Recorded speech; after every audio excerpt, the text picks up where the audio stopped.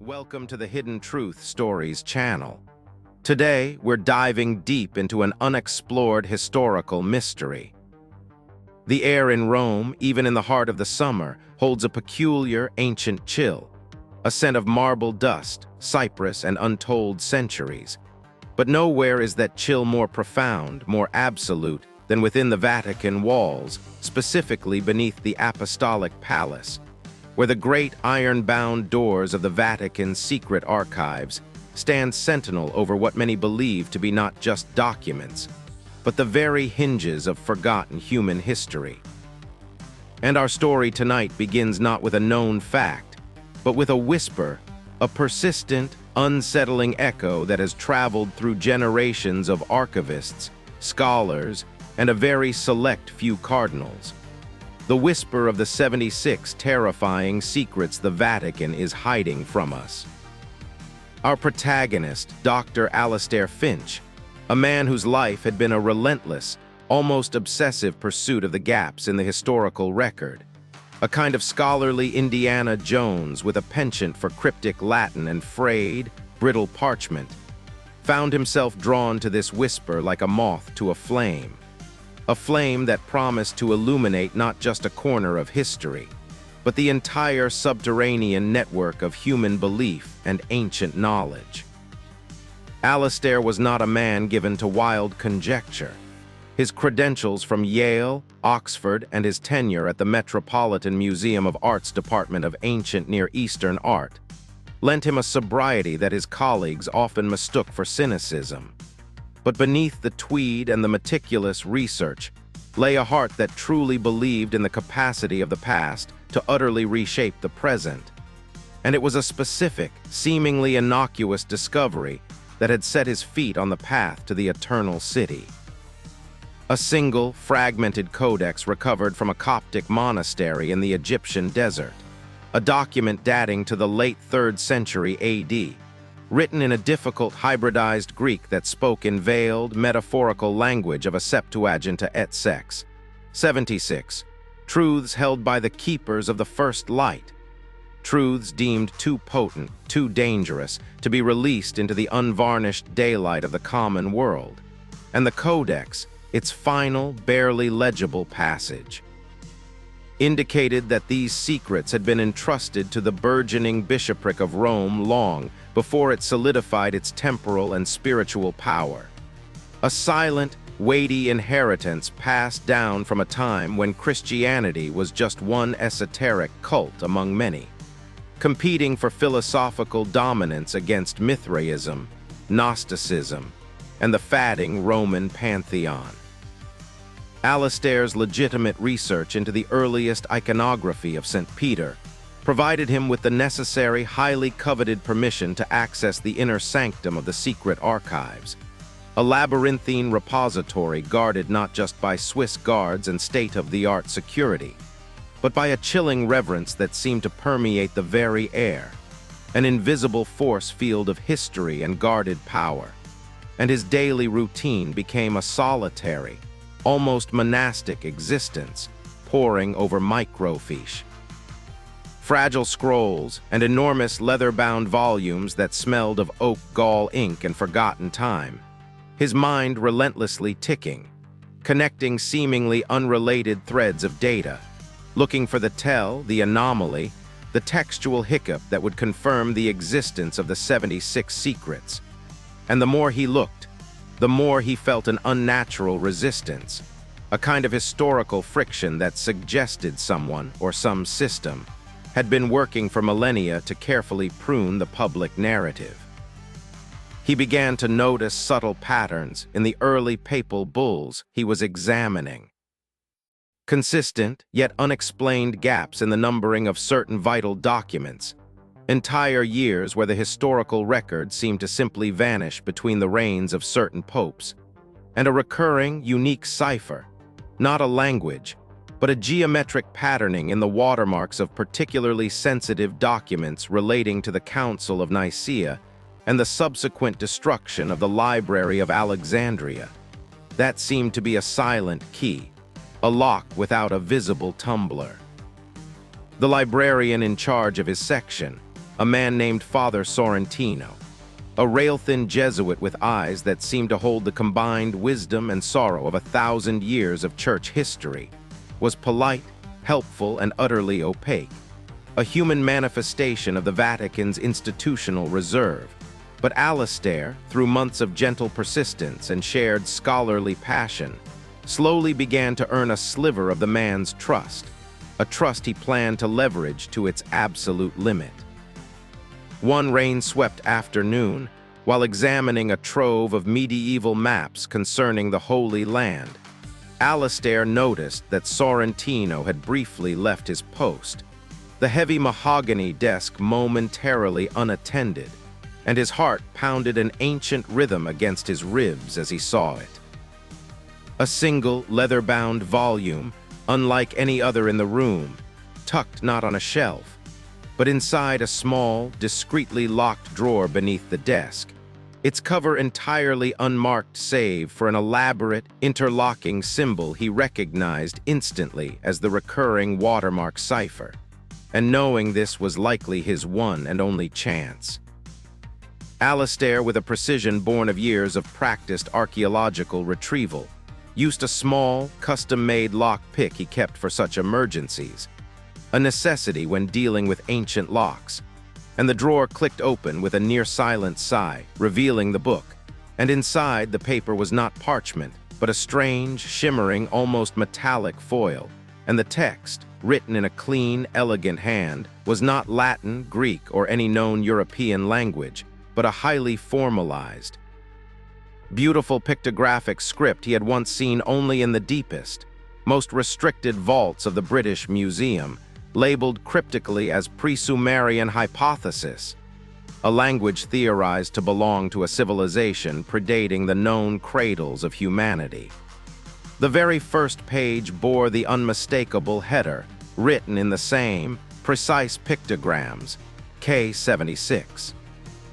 Alastair didn't dare remove the book. Instead, he used a microscopic, high-resolution camera disguised as a fountain pen, rapidly photographing every single page, his hands trembling with a mixture of fear and profound, exhilarating discovery. And the process took only minutes, but felt like an eternity under the oppressive, silent scrutiny of the empty library. And he closed the drawer, relocked it, and was back at his maps just seconds before Father Sorrentino returned, his face a perfect, unreadable mask. And Alastair knew, with a terrifying certainty, that he had just crossed a monumental, unseen line. He spent the next 3 days in his sparse, rented apartment in Trastevere, fueled by weak espresso and the adrenaline of revelation, running the pictograms through a sophisticated neural network-based translation program he had been secretly developing for years, cross-referencing the symbols against every known and theorized ancient script. And the translation, when it began to coalesce, was not a historical document, but a list, a chilling, categorized index of the 76 terrifying secrets, each entry a single line followed by a brief, devastating description. The secrets were not, as he had initially suspected, merely suppressed historical records, but a systematic concealment of alternate human realities, and they ranged from the utterly metaphysical to the shockingly physical. Secret 1. The true nature of the serpent in Eden was not a creature of malice, but a representative of a forgotten, pre-human intelligence that possessed the knowledge of temporal mechanics, a knowledge the keepers had deemed too powerful for humanity's nascent moral development. Secret 14. A precise astronomical map detailing a catastrophic event that caused a global societal collapse around 12,000 BC, an event that wiped the slate clean of a technologically advanced predecessor civilization, the ruins of which were intentionally buried by the earliest known organized priesthoods to prevent a recurrence. Secret 33.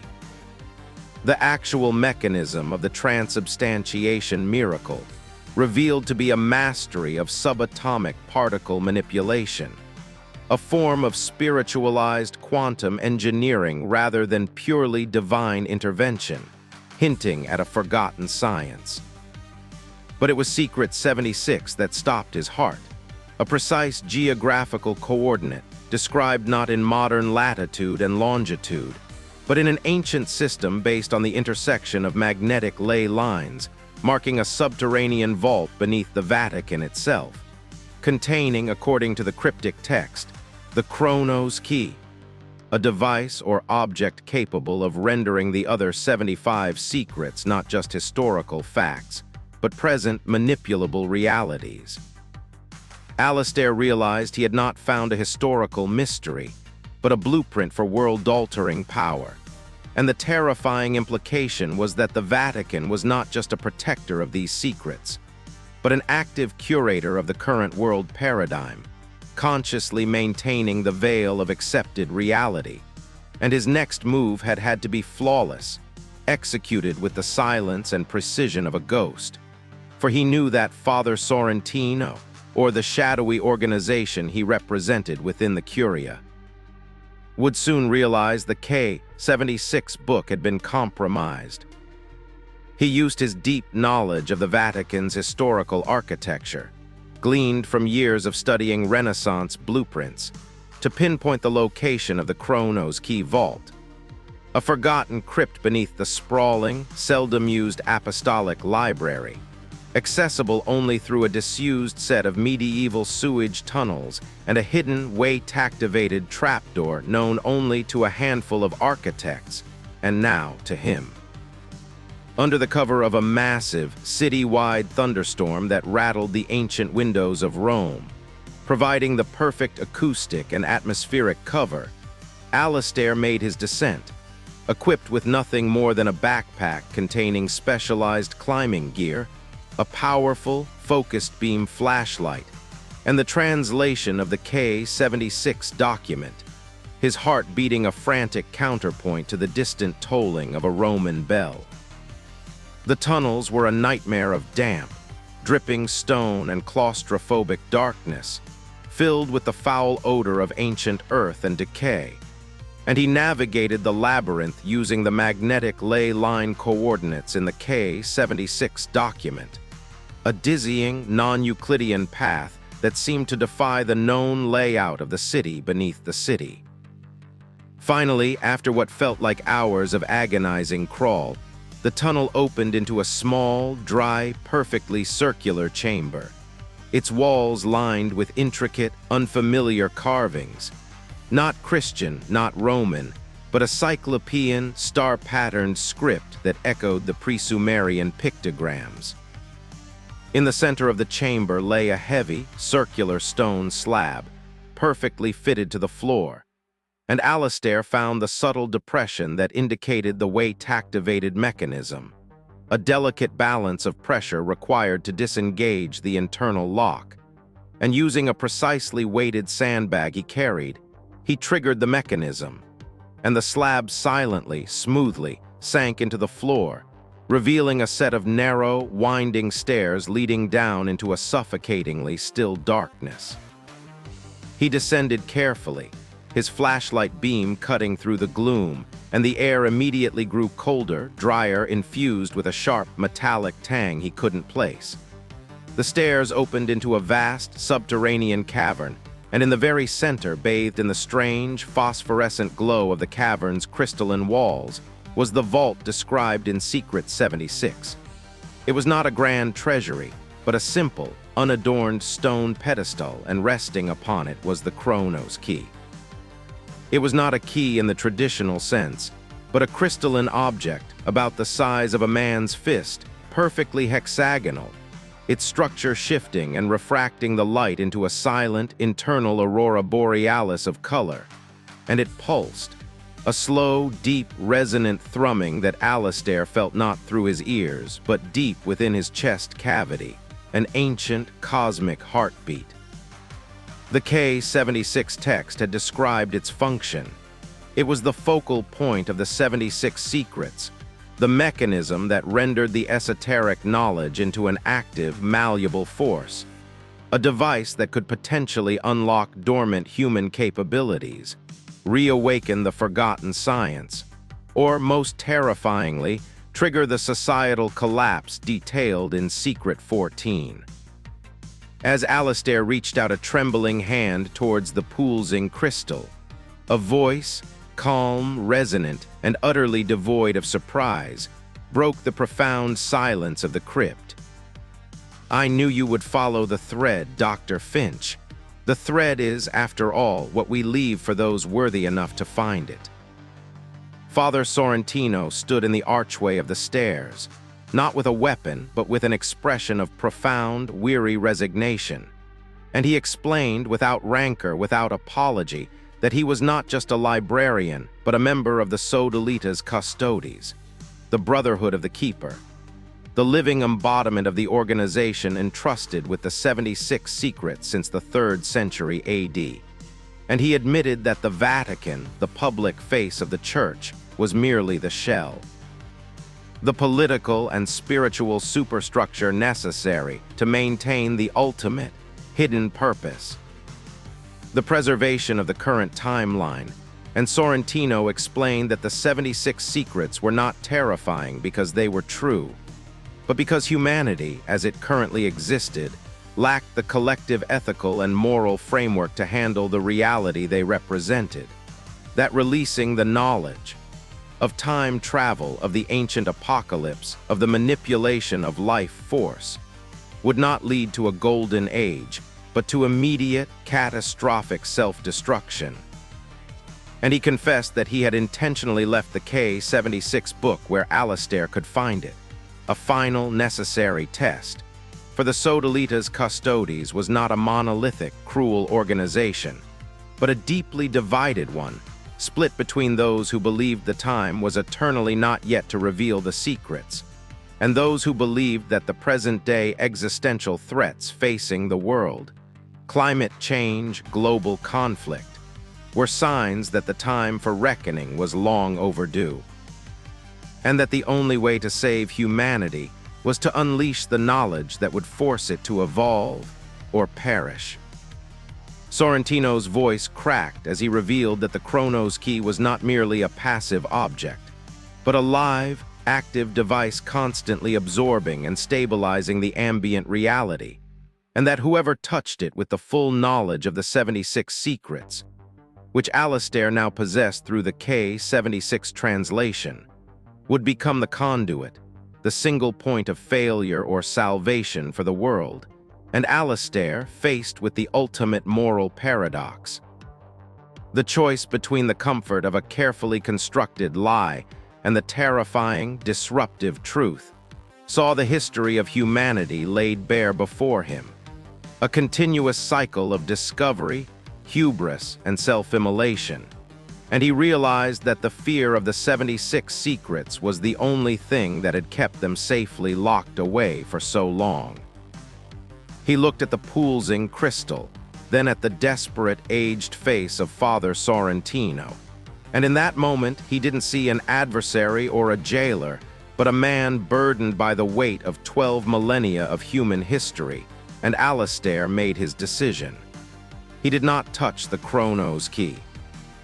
Instead, he told Sorrentino that the knowledge was safe, not because of the locks and the walls, but because the truth, no matter how profound, was nothing without the will to use it, and that humanity, in its current state, would only turn the serpent's temporal mechanics into a weapon. And he stepped back, dropping his backpack, symbolically abandoning the pursuit. Sorrentino nodded, a slow, infinitely sad acknowledgement of the wisdom of Alistair's choice, and he explained that Alistair could not be allowed to simply walk away, that the knowledge he possessed was too volatile, but that the Sodalita's Custodes offered him not death, but a choice. To become the next keeper, to take Sorrentino's place in the silent, unending watch, to dedicate his life to maintaining the veil, or to be sequestered. His mind altered to believe the K-76 document was merely a complex academic forgery. And Alistair, the man who had sought the historical gap, the unexplained anomaly, chose neither. He proposed a third way, a strategic, controlled release, not of the full 76 secrets, but of one, a single, gentle truth designed not to collapse civilization, but to subtly redirect its destructive trajectory, and he proposed the release of Secret 55.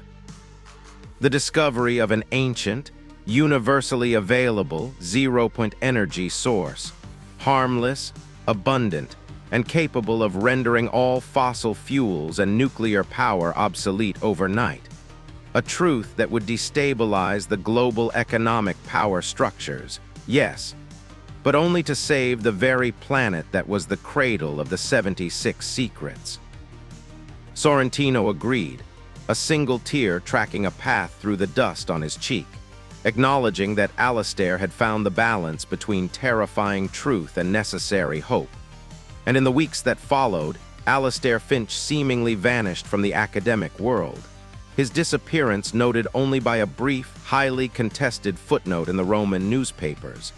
But the following year, a revolutionary, decentralized energy discovery, attributed to an anonymous, open-source consortium, began to fundamentally reshape global infrastructure, a quiet, profound miracle that no one could trace, a subtle historical nudge that Alistair, now operating in the shadows as a silent agent of the Sodalita's custodies, had initiated, proving that the most terrifying secrets are not those that destroy, but those that force us to change.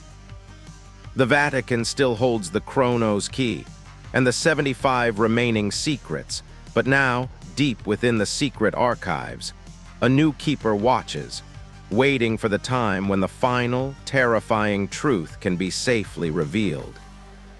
This mysterious journey ends here, but stay tuned for more untold stories in our next video. Subscribe to the channel and hit the bell icon so you don't miss any new stories. Thank you, and see you again.